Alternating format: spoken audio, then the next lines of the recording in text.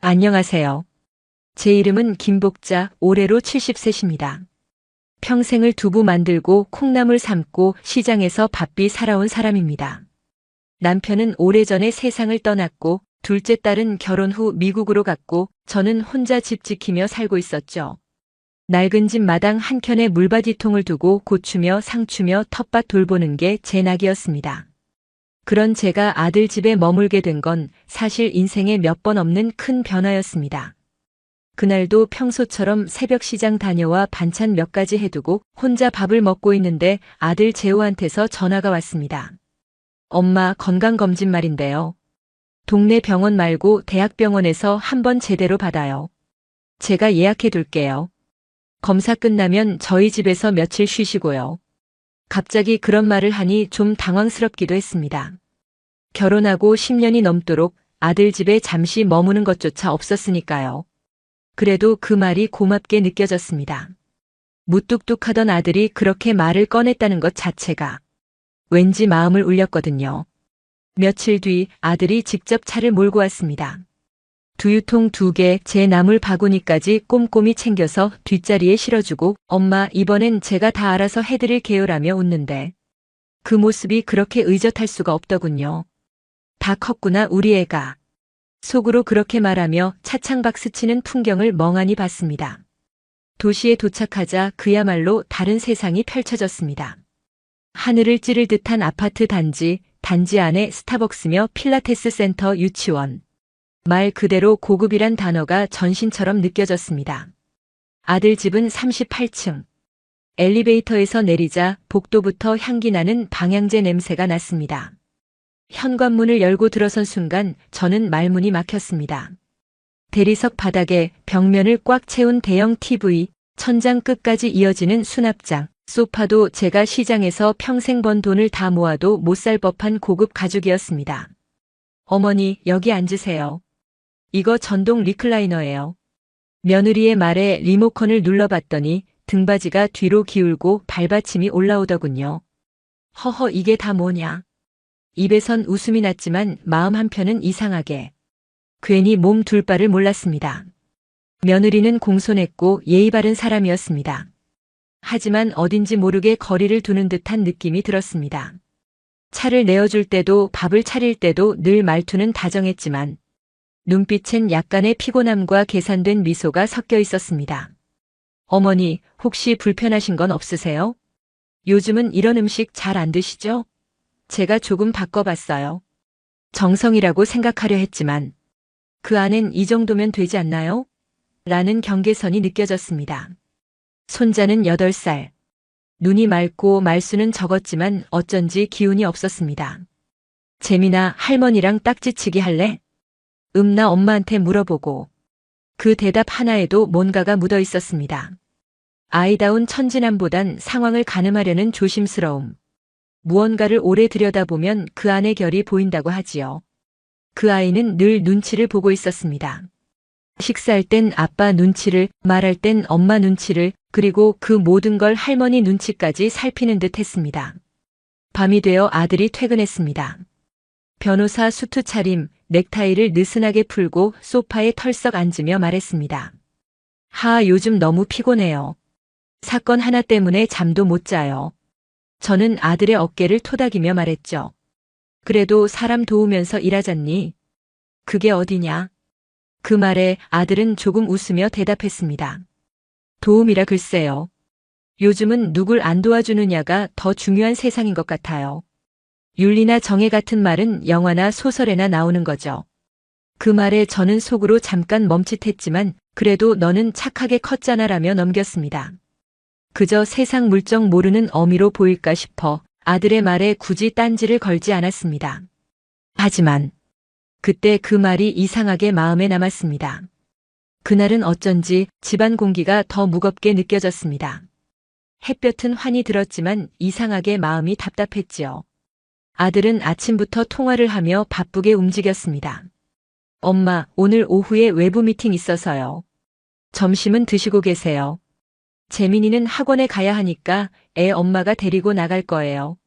아들의 말은 친절했지만 그 눈빛엔 뭔가가 묻어 있었습니다. 부담 아니 경계심. 그가 현관을 나서며 문을 닫는 순간 저는 묘한 낯설음을 느꼈습니다.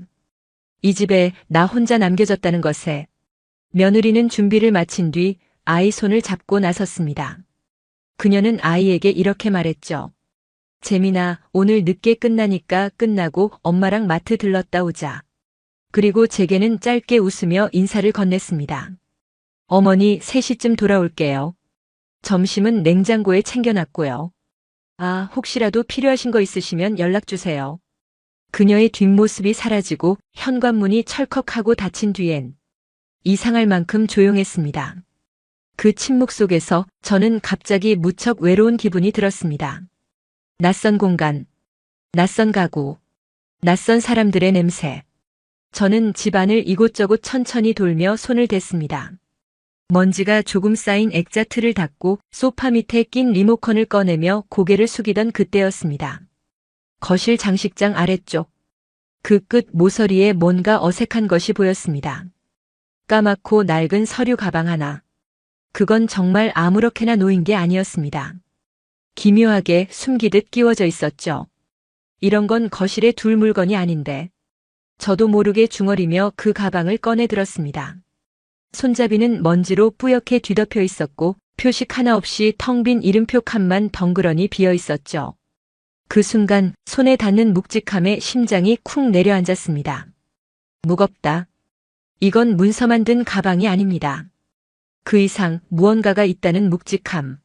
마치 들고 있는 것만으로도 압박을 주는 공기의 무게랄까요. 처음엔 그냥 제자리에 두려 했습니다. 괜히 열었다가 불필요한 오해를 살 수도 있겠지 하는 마음이 들었지요. 그런데도 손이 자꾸 가는 겁니다. 혹시 건강 서류나 계약서 같은 걸 잘못 넣어두신 건 아닐까? 정리해두면 아들이 좋아하지 않을까? 그런 말도 안 되는 이유를 갖다 붙이며 결국 저는 조심스레 지퍼를 열었습니다. 아직 그 속을 들여다보기도 전에 묘한 냄새가 훅 끼쳐왔습니다. 종이 냄새, 오래된 서류에서 나는 묵은 잉크 냄새, 그리고 어딘가에서 풍기는 약한 금속성 냄새. 이게 뭐지? 그 순간 머릿속에 스쳐간 게 있었습니다. 과거 한 번 시장 지인의 아들이 사기 사건에 휘말렸을 때 들은 이야기. 집 구석에 숨겨놓은 가방 하나에서 모든 게 들통났다는 얘기였습니다. 그게 떠오르는 순간 등에 식은땀이 줄줄 흐르기 시작했습니다. 왜 거실 한쪽 구석에 이런 걸? 왜 이름도 표시되지 않은 가방을? 왜 이토록 묵직하게? 가방은 아무런 잠금 장치도 없었습니다. 그 자체로 열지 말라고 말하는 듯한 무언의 경고 같았죠. 하지만 그럼에도 불구하고 저는 열었습니다. 아니, 그 무게가 마음을 눌러 도저히 열지 않고는 안 될 것 같았습니다. 한번 열고 나면 다시는 그전으로 돌아갈 수 없다는 걸. 그때는 아직 몰랐습니다. 서류 가방의 지퍼를 완전히 열자 먼지 낀 천을 젖히며 묵직한 종이 더미들이 제 눈앞에 펼쳐졌습니다. 첫눈에 봐도 개인 문서가 아닌 조직적으로 정리된 서류들이었습니다. A4 용지가 정확하게 각 맞춰 정렬돼 있었고 각각 고무줄로 묶인 다발은 색깔별 포스트잇으로 구분되어 있었지요. 파란색엔 A등본, 노란색엔 계좌자료, 빨간색엔 처리 내역. 그 순간 저는 숨을 한번 삼키고 손을 뻗어 가장 위에 다발을 꺼냈습니다. 첫 장은 등기부등본이었습니다. 부산 해운대구 반여동. 그 밑에는 소유주 임태균이라는 낯선 이름. 그 다음 장엔 담보 설정 채권 최고액 9억 7천. 그 다음엔 매입일 2023년 6월 14일 중개인생법률사무소. 임태균? 아닌데. 제가 알기로 우리 아들은 그 지역과는 아무 연관이 없었습니다. 그 다음 장엔 더 많은 이름들이 나열돼 있었습니다. 윤정혁, 한은지, 김서정. 전부 모르는 사람들. 하지만 공통점은 있었습니다. 공인인증 도장란에 같은 로고가 찍혀 있던 것. 눈을 좁히고 보니 도장 위에 흐릿하게 적힌 글씨. 인생법률사무소 법무법인 해명. 해명? 그건 아들이 대표로 있다는 사무소 이름이었습니다. 이제 손이 떨리기 시작했습니다. 다음 봉투를 열었을 때 전 그 안에 든 현금 다발을 보고 숨이 멎는 줄 알았습니다. 5만 원권 지폐가 묶여 있었습니다. 그것도 억 단위로. 한 묶음, 두 묶음. 그 아래로 세 번째, 네 번째 봉투까지. 모두가 미리 계산된 듯한 크기와 무게를 가지고 있었고 각 봉투 뒷면에는 이렇게 적혀 있었습니다. 3차 정산분 마흔건설. 추가 위로금 명지철거단지. 보상금 차액 분배 비안. 건설사 보상금 위로금. 낯설고도 무서운 단어들이었습니다. 그 와중에 하나, 서류 더미 안에서 USB 하나가 떨어졌습니다. 회색 플라스틱에 검정 테이프가 감겨 있었고 작은 글씨로 이렇게 쓰여 있었습니다. CCTV 복사본 용산. 그때 제 눈은 저절로 커졌습니다. CCTV? 복사본? 이게 뭐 하는 짓이지? 저는 잠시 숨을 고르려 했지만 다리가 덜덜 떨려 제대로 설 수 없었습니다. 가방 옆에 주저앉아 떨리는 손으로 나머지 문서를 뒤적이던 그때 그 안에서 우리 집 주소가 쓰인 종이 하나가 나왔습니다. 김복자 통장 정리 완료, 계좌 이전 불가. 제 이름이 적혀 있었습니다. 그 문장 하나에 머리가 쾅 하고 울렸습니다. 내 이름 내 통장? 무슨 정리? 전 분명히 아들에게 뭘 맡긴 적 없다고 생각했는데 혹시 몇 년 전 아플 때 병원비나 보험 얘기하며 잠깐 건넨 게 있었나? 그 기억조차 아득해졌습니다. 그제야 예전의 장면들이 하나 둘 떠올랐습니다. 3년 전 아들이 저를 데리고 갔던 동네 은행. 엄마, 통장 이름 하나 정리해 놓으면 편해요. 제가 관리할게요. 그 말에 무심코 사인했던 날. 그게 지금 여기까지 이어진 건 아닐까? 그리고 그 모든 종이들 아래 가장 밑에 놓여있던 하나의 서류. 마흔건설 우회계약서. 그 제목 하나에 저는 그만 입을 틀어막고 말았습니다. 우회계약? 정식 계약이 아니라는 말이야? 계약서에는 법무법인 해명제호 이름이 선명히 찍혀 있었고 하단엔 협의 처리 완료라는 낙인이 도장처럼 찍혀 있었지요. 그 순간 저는 본능적으로 느꼈습니다. 이건 아들 혼자 한 일이 아니구나. 이건 조직이다. 머릿속이 새하얘졌습니다. 심장은 두드리는 듯 뛰기 시작했고 제 손은 얼어붙은 채로 가방을 닫았습니다. 그 안에 든 서류가 제 아들의 삶을 무너뜨릴 수도 있다는 생각보다도 내가 알던 아들은 누구였을까? 그 질문 하나가 더 무서웠습니다. 그날 저는 가방을 원래 자리에 조심스럽게 밀어 넣었습니다. 하지만 눈을 감고 있어도 그 서류 속 단어들이 떠올랐습니다. 보상금, 우회계약, 차명계좌, 내 이름, 내 통장, 그리고 아들의 이름. 그리고도 한참 소파에 앉아 멍하니 창밖을 보며 제 속으로 이렇게 말했습니다. 이게 정말 우리 재호가 하는 일이 맞는 걸까? 그날 저녁 아들은 현관문을 열고 들어왔습니다. 늘 그렇듯 말끔한 수트를 입고 구두엔 먼지 한 톨 묻지 않았죠. 그런데 오늘의 그 아이는 분명 달랐습니다. 엄마, 오늘 집에 잘 계셨어요? 평범한 인사 같았지만 그 말 한마디가 제 가슴을 철렁 내려앉게 했습니다. 왜냐고요? 그 눈빛이 평소와 달랐습니다. 눈을 마주치지 않았습니다. 말끝은 어딘가 부자연스러웠고 무심한 듯 보이지만 그 속엔 분명히 의심과 탐색이 숨어 있었지요. 점심은 드셨어요? 낮에 뭐 하셨어요? 그냥 집에 계셨죠? 그는 마치 제가 무언가를 했는지 떠보는 사람처럼 말을 흘렸습니다. 저는 최대한 태연한 얼굴로 응, 청소 좀 하고 낮잠 좀 잤다. 그렇게 말했지만 가슴 한켠이 쉴 새 없이 조여왔습니다. 그날 이후 아들의 태도는 노골적으로 바뀌었습니다. 엄마, 시장집이 아무래도 편하시죠? 검사 끝나시면 바로 가시는 게 좋을 것 같아요.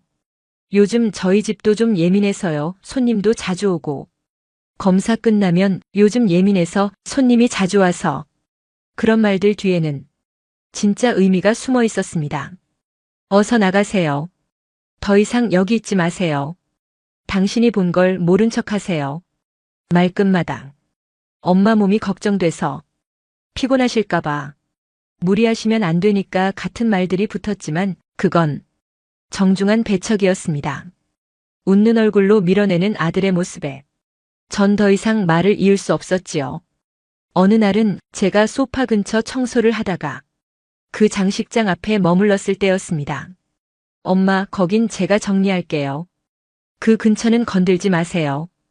중요한 서류가 있어서요.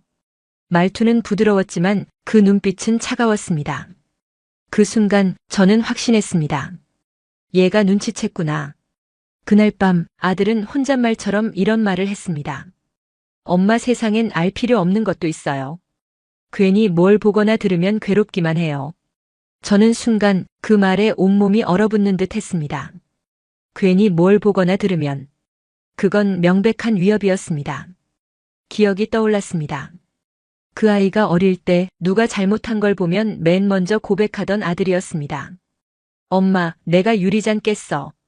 엄마, 내 잘못이야. 그 아들이 지금은 무엇을 감추고 무엇을 숨기고 무엇을 두려워하고 있는지 엄마인 제가 느끼지 못할 리 없었지요. 며느리도 이상했습니다. 전보다 더 조심스러워졌고 말수가 부쩍 줄었으며 제가 부엌 근처에만 가도 흠칫 놀라는 듯 했습니다. 심지어 손자까지도 제 눈치를 보며 물었습니다. 할머니, 집엔 언제 가요? 아빠가 곧 바쁘대요. 그 말을 듣고 저는 웃으며 대답했지만 마음속으론 이미 모든 퍼즐이 맞춰지고 있었습니다. 아들, 내 자식, 내 피부치, 내가 믿고 살아온 삶의 증거. 하지만 그 믿음이 지금은 의심으로 바뀌고 있었습니다. 결국 저는 결심했습니다. 그 서류 가방 속 정체불명의 서류들, 그 안에 담긴 이름과 주소, 그 안에 숨겨진 돈의 흐름과 계약의 정체, 그것들을 이제 직접 확인해 보기로. 아들이 더 이상 말하지 않는다면 엄마인 제가 찾아야겠다고. 그래서 저는 다음 날 작은 노트를 꺼내기 시작했습니다. 그리고 마음속으로 아주 조용히 단단히 되뇌었습니다. 좋아. 이제부터는 엄마가 나서야 할 때다. 며칠 동안 저는 아무 일 없다는 듯 그 집에서 조용히 움직였습니다. 청소하고 밥하고 손자 간식 챙기고 그러면서도 가슴속엔 뜨거운 돌멩이 하나가 계속 굴러다녔습니다. 아들의 서류 가방. 그 안에 숨겨져 있던 정체불명의 문서들과 현금들. 그게 어쩌면 단순한 비밀이 아니라 누군가의 인생을 망가뜨릴 수도 있는 불법일지도 모른다는 생각에 저는 더 이상 눈 감고 있을 수 없었습니다. 하루는 아들이 출근하고 며느리가 마트에 간 사이 저는 조용히 그 장식장 앞으로 다가갔습니다. 가방은 그대로 있었습니다. 살짝 먼지가 덮인 그대로. 그날 이후 아무도 건드리지 않은 듯 조용히 숨겨져 있었죠. 저는 다시 그 가방을 열었습니다. 이번엔 마음이 달랐습니다. 호기심도 두려움도 아니었습니다. 확인, 그리고 행동. 서류를 꺼내 하나하나 다시 읽었습니다.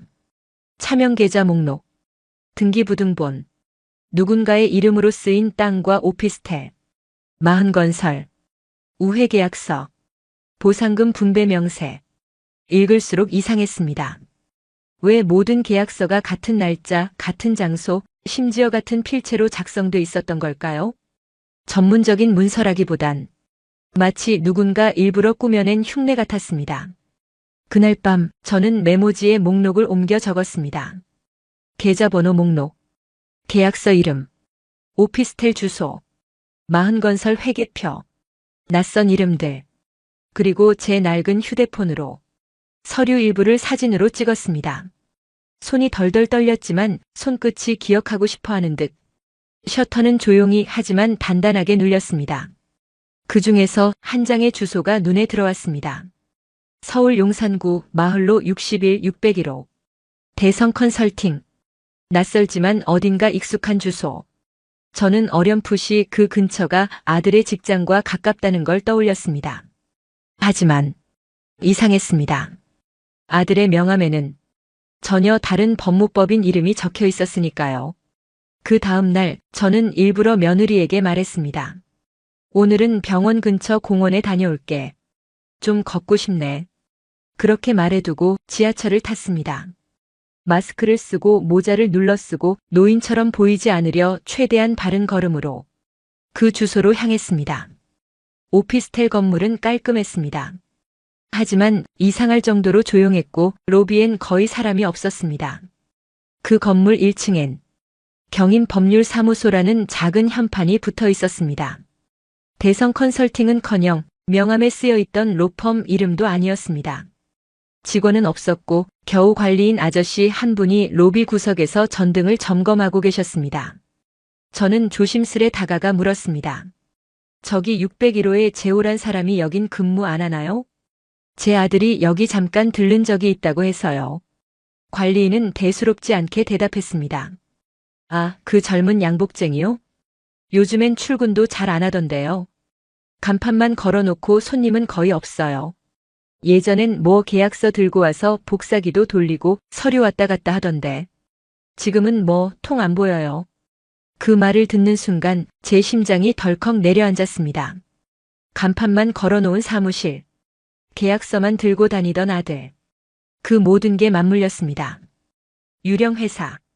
그날 저녁 저는 며느리에게 물었습니다. 재호, 요즘 일 많아 보이더라. 일하는 회사가 어디더라? 며느리는 순간 말을 더듬었습니다. 아, 저 그 경인 뭐시기? 로펌인데 아마 요즘 계약 바뀌어서 다른 곳도 같이 병행하는 것 같아요. 그 말에 저는 더 이상 묻지 않았습니다. 그 아이도 모르고 있거나 알면서도 감추고 있는 듯 했습니다.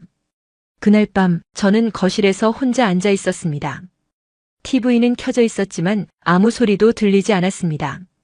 내 아들이, 내가 그렇게 믿었던 아들이 이중 생활을 하고 있다는 것, 그걸 엄마가 먼저 알아버렸다는 사실이 너무나 아프고 또 외로웠습니다. 하지만 그 와중에도 저는 생각했습니다. 이제라도 알았으니 다행이다. 이대로 침묵하면 얘는 더 깊은 구렁텅이로 들어갈지도 몰라. 다음 날부터 저는 매일 조금씩 더 정리했습니다. 목록을 정리하고 그 주소로 등록된 등기부등본도 떼어보고 인터넷에서 마흔건설이라는 이름을 검색해보기도 했습니다. 놀랍게도 그 회사는 몇 달 전까지 재개발 조합과의 분쟁 중이라는 뉴스에 등장한 이름이었고 그 사건에서 변호사로 이름이 올라간 사람은 제 아들이 아니었습니다. 그제야 저는 확신했습니다. 이건 단순한 탈세나 편법이 아닙니다. 완전히 다른 이름으로 된 차명 사업이자 누군가를 속이는 구조적인 사기입니다. 그날 밤 저는 한참을 울었습니다. 사람은 늙으면 눈물이 많아진다지만 그건 거짓입니다. 늙어서가 아니라 믿음이 무너졌을 때, 그때 가장 눈물이 많이 납니다. 하지만 저는 결심했습니다. 이젠 진실을 숨기지 않겠다고. 내 아들이라도 이 길을 계속 가게 둘 순 없다고. 그건 엄마로서의 사랑이 아니라 공범의 침묵이기 때문입니다. 그리고 다음 날 저는 식탁에서 조용히 입을 열기로 마음먹었습니다. 그날 저녁 식탁엔 김이 모락모락 나는 된장찌개와 며느리가 준비한 샐러드가 함께 놓여 있었습니다. TV에서는 뉴스가 흘러나오고 있었지만 재호는 한마디 말도 없이 밥만 푸고 있었지요. 그 모습이 어쩐지 낯설었습니다. 어릴 적엔 늘 제잘거리던 아이였는데 지금은 아무런 온기도 없이 그저 젓가락만 움직이고 있었습니다. 저는 조심스럽게 입을 열었습니다. 재호야, 혹시 너 요즘 힘든 일 있니? 그 말에 그 아이의 젓가락이 멈췄습니다. 고개를 천천히 들었고 저를 바라보는 눈빛 속엔 잠깐, 아주 잠깐 무너질 듯한 흔들림이 보였습니다. 그러다 이내 그 눈빛은 다시 차갑게 굳어졌습니다. 엄마, 무슨 말 하시려는 거예요? 저는 주저하지 않았습니다. 그 가방 말이야. 그 안에 든 서류들, 그건 뭐니? 말을 마친 순간 공기 전체가 얼어붙는 듯 했습니다. 며느리도 젓가락을 내려놓고 고개를 돌렸습니다. 손자는 아무것도 모른 채 TV에 시선을 고정한 채 있었고요.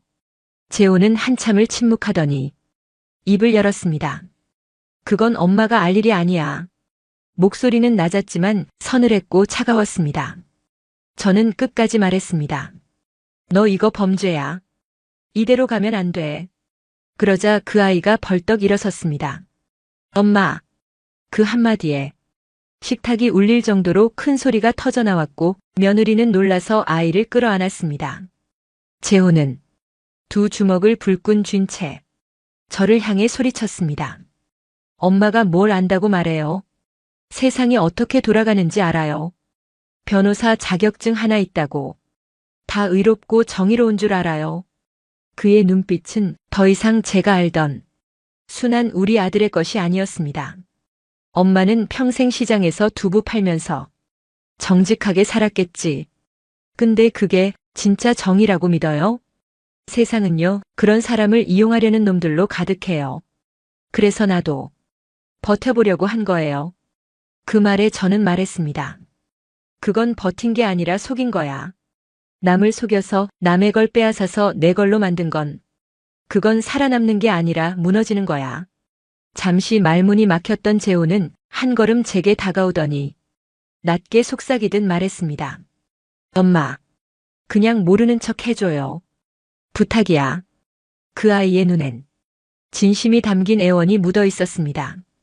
그 말에 제 마음이 잠깐 흔들렸습니다. 하지만 저는 고개를 저었습니다. 엄마가 지금 모른 척하면 넌 더 큰 구렁텅이에 빠질 거야. 그걸 엄마가 어떻게 가만히 보고 있겠니? 너 이러다가 정말 감옥 간다. 그 말에 재호의 얼굴이 일그러졌습니다. 그리고 마침내 그는 울컥 소리쳤습니다. 그래요. 감옥 가도 상관없어요. 지금 이 판에선 나 같은 사람은 이렇게라도 하지 않으면 아무것도 가질 수 없단 말이에요. 사람들은 겉으론 정에 찾는다 하지만 뒤로는 다 똑같이 움직여요. 그게 현실이에요, 엄마. 그 순간 저는 정말 낯선 사람을 보는 기분이었습니다. 그토록 착하던 아들. 어릴 적엔 동네 길고양이에게도 먹을 걸 나눠주던 아이. 그 아이가 이제는 이렇게까지 무너져 있었던 겁니다. 며느리는 말없이 고개를 숙이고 있었고 손자는 그런 대화를 듣고 있었는지도 모릅니다. 재호는 조용히 방으로 들어갔다 나왔고 작은 여행용 가방을 꺼내놓더니 말했습니다. 엄마, 이제 그만 돌아가세요. 엄마도 불편하시잖아요. 이 집 이제 엄마가 있을 곳 아니에요. 그건 돌려 말한 쫓아냄이었습니다. 짐을 싸는 동안 며느리는 단 한마디도 하지 않았습니다. 그 침묵이 저를 더 아프게 했습니다. 그렇게 저는 그 집을 나섰습니다.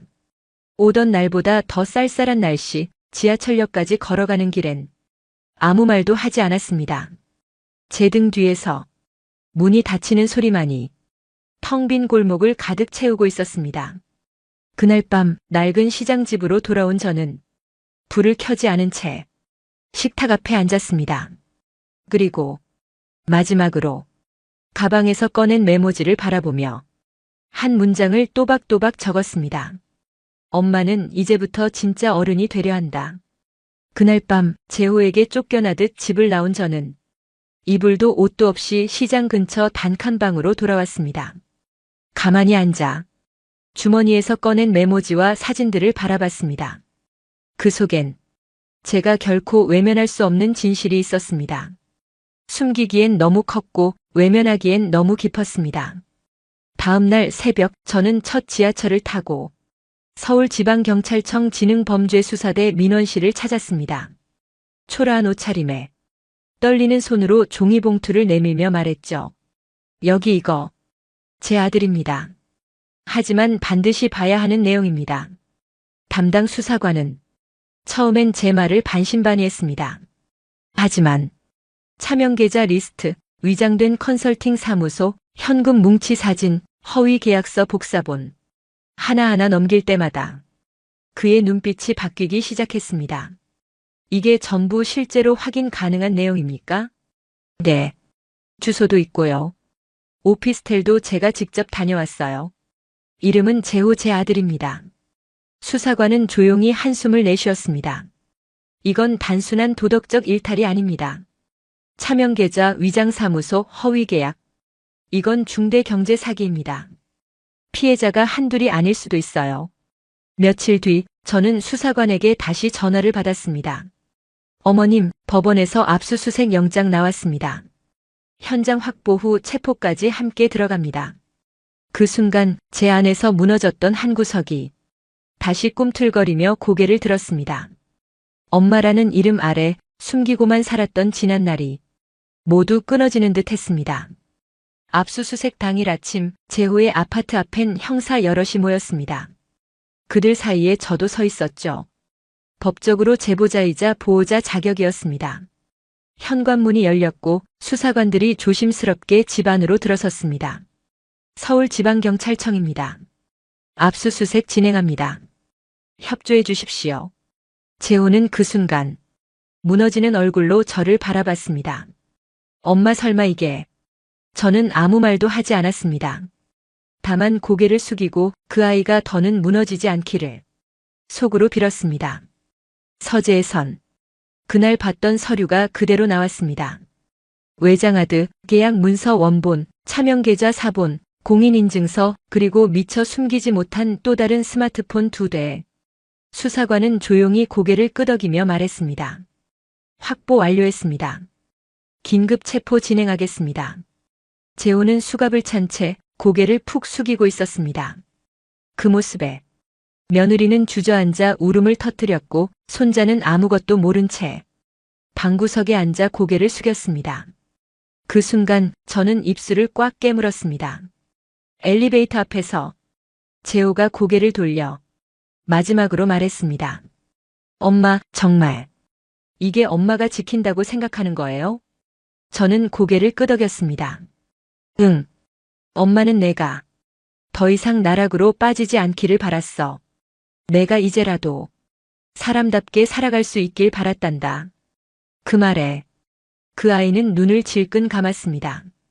뉴스엔 서울 모 로펌 소속 변호사 부동산 사기 혐의로 구속. 이라는 자막이 짧게 올라왔습니다. 이름도 사진도 없이 그냥 스쳐가는 범죄 뉴스 한 줄. 하지만 저에겐 그 한 줄이 가슴을 찌르는 단검이었습니다. 그날 밤 전 조용히 불을 끄고 거실에 홀로 앉아 있었습니다. TV는 꺼져 있었고 바깥 창문으로 바람이 스며들었습니다. 눈물이 그저 조용히 흘렀습니다. 미안해. 그리고 사랑해. 소리 없이 그 한마디만 입술로 흘러나왔습니다. 그날 이후 시간은 참 잔인하게도 아무 일도 없던 것처럼 흘러갔습니다. 신문에도 뉴스에도 아들의 이름은 한 번 더 언급되지 않았고 세상은 아주 금세 조용해졌습니다. 마치 그런 일은 애초에 없었던 것처럼요. 며느리는 얼마 뒤 아이를 데리고 이사를 갔습니다. 정확히 어디로 간 건지는 묻지 않았습니다. 그녀는 울먹이며 말했죠. 어머님 죄송해요. 정말 죄송해요. 그 사람 일이 이렇게까지 될 줄은 저도 몰랐어요. 저는 조용히 손을 잡아주었습니다. 괜찮아요. 당신 잘못은 아니니까. 아이만 잘 키워줘요. 지금 저는 시장 근처 오래된 단칸방에 살고 있습니다. 습기 찬 벽지, 좁은 주방, 낡은 전기장판 하나가 있는 곳. 하지만 저는 이곳에서 오히려 더 편히 숨을 쉴 수 있었습니다. 무언가를 참지 않아도 되고 눈치를 보지 않아도 되고 모든 게 솔직해진 삶이니까요. 손자는 가끔 찾아옵니다. 할머니, 또 시장 가요. 그 콩국수집 기억나요? 면발이 짱이었어요. 그 아이는 아직도 제게 세상에서 가장 따뜻한 존재입니다. 그날 우리는 나란히 시장 골목을 걸었습니다. 저는 고소한 두부를 한 모 사들고 그 아이는 바삭한 꽈배기를 들고 있었죠. 할머니, 이거 진짜 맛있어요. 우리 다음에 또 와요. 그 아이의 그 말 한마디에 제 눈가가 시큰해졌습니다. 그래, 우리 다음에도 오자. 밤이면 구치소 면회에 대한 통지문이 도착하곤 합니다. 재호는 면회를 허락한 적이 없습니다. 어쩌면 자신이 감당할 수 없는 죄책감 때문에, 어쩌면 아직도 엄마인 제 얼굴을 마주할 용기가 없어서일지도 모르겠죠. 재판은 이제 막 시작되었습니다. 담당 변호사 말로는 형량이 적진 않을 것이라고 합니다. 그도 그럴게. 그가 만든 계약서, 그가 위장 운영한 사무소, 그가 쓴 계좌들에서 피해자들이 계속 나오고 있으니까요. 저는 요즘 텃밭 하나를 다시 꾸렸습니다. 시장에서 사온 상추 모종, 쑥갓 씨앗, 그리고 봄동 몇 줄. 매일 아침마다 조심스럽게 물을 주며 그 싹들이 다시 피어나는 걸 지켜봅니다. 그걸 보며 생각하지요.